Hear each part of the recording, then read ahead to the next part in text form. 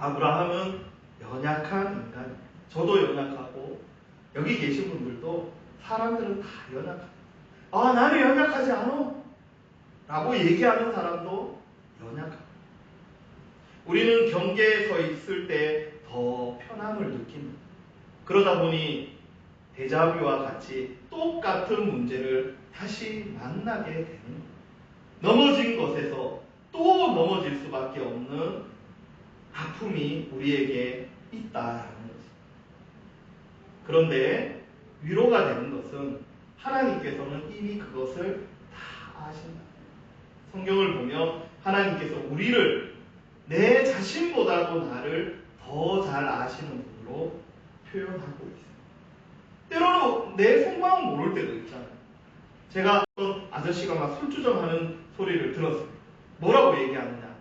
내 마음 나도 모르는데 막 이렇게 얘기를 하는 거예요. 마음 같아서는 옆에 앉아서 막 아이고 아저씨 괜찮아요 이렇게 얘기해주고 싶을 정도로 그 사람이 내 마음 나도 모르는데 막 이러면서 술주정을 하고 있는 것을 봤어요. 여러분, 우리 마음 우리도 모를 때 있습니다. 내가 무슨 결정을 해야 될지 알 수 없을 때도 있습니다. 그러나 우리 주님께서는 나보다도 나를 더 잘 아십니다. 얼마나 위로가 됩니까? 여러분, 자식을 키워보면, 자녀들을 키워보면 아이들의 한계를 부모가 다 알아요. 그래서 여기까지는 걸을 수 있겠구나.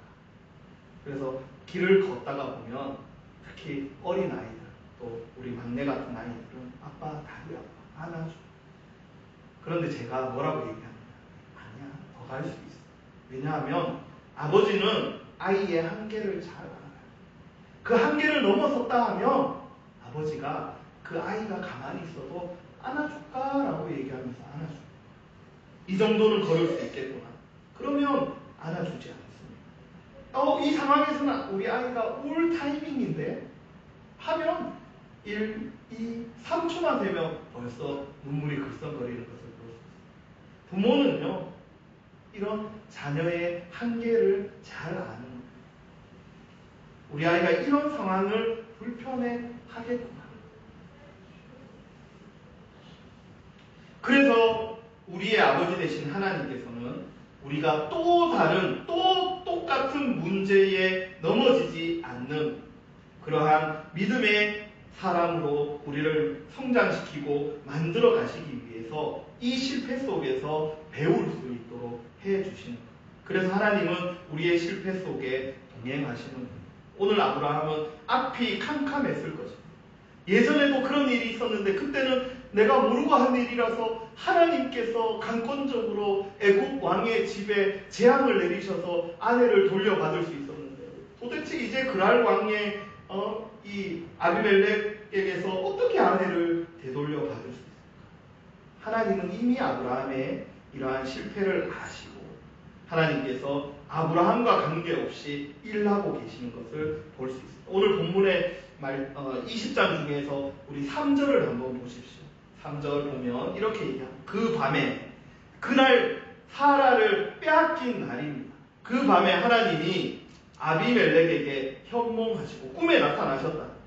그에게 이르시되 네가 데려간 이 여인으로 말미암아 네가 죽을 것이다. 그는 남편이 있는 여자이다.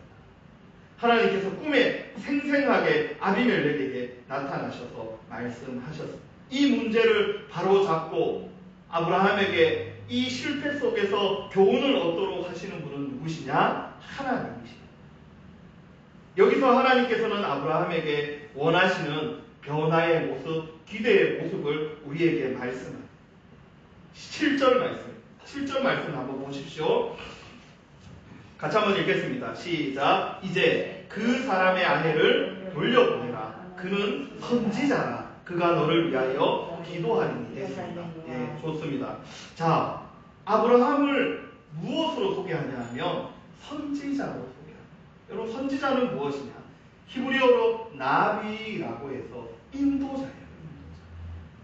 하나님의 말씀을 전해줘서 하나님의 뜻을 백성들에게 말해서 그들을 하나님의 뜻으로 인도해내는 사람을 우리는 선지자라고 말을 합니다.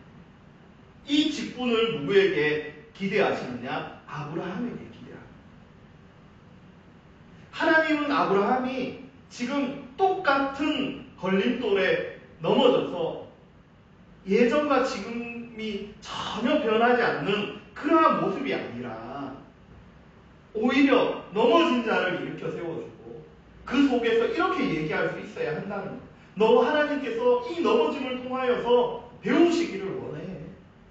그래서 다음부터는 돈 문제에서 해결해. 이제 넘어지지 마. 다음부터는 관계적인 문제에서 넘어지지 마. 다음부터는 관계를 더 튼튼하게 만들 수 있는 사람이 되어야 돼. 돈에 대해서 좀 더 분명하게 투명하게 살아가고 정직하게 살아가야 돼. 그렇게 오히려 얘기해 줄 수 있는 선지자가 되기를 하나님께서는 아브라함에게 원하시고 계신다. 혹시 같은 문제 속에 자꾸 실패하십니까? 저도 삶을 살아가면서 지금까지 되돌아보면 비슷한 문제에서 저는 항상 넘어집니다.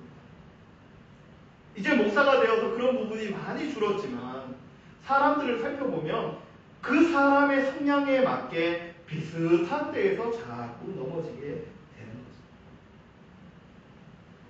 그것이 재물의 문제일 수도 있고 관계의 문제일 수도 있고 여러 가지 인생의 문제일 수도 있어요. 하나님께서 그러나 이 넘어짐 속에서 원하시는 것은 우리가 선지자와 같은 직분을 가진 믿음의 사람, 신앙인이 되기를 원하시고 계신다. 문제 자체에 허덕이는 사람이 아니라 문제를 해결하는 사람.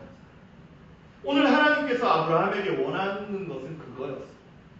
그가 초신자 아브라함을 하나님께서 불러내셨을 때 이런 변화를 통하여서 나의 말과 뜻을 사람들에게 전해주고 사람들을 나의 뜻대로 인도하는 그러한 사람이 되기를 하나님께서 아브라함에게 원하신 거지. 그래서 우리는 실패 속에서 그것을 깨달아요.